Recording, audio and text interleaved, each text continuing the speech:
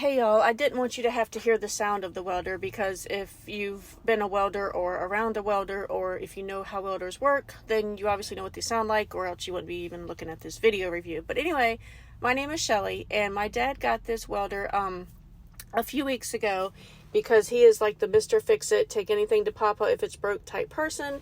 Luckily he's right next door to us, so we take everything to him. This basketball net that he's working on right here, my son had over his trampoline and he dunked on it so many times that the pole actually bent. So we didn't know what to do with it. I told my husband just to throw it out and he's like, heck no, let's take it to your dad. And so that's what he's fixing right now with this welder. He had a very large welder that we would have to, try to squeeze whatever we're trying to fix into his garage, and he would try to fix it. It was getting to be a pain in the butt, so he got this portable one. It is awesome. You don't have to do anything special. You just plug it into a normal outlet and you go.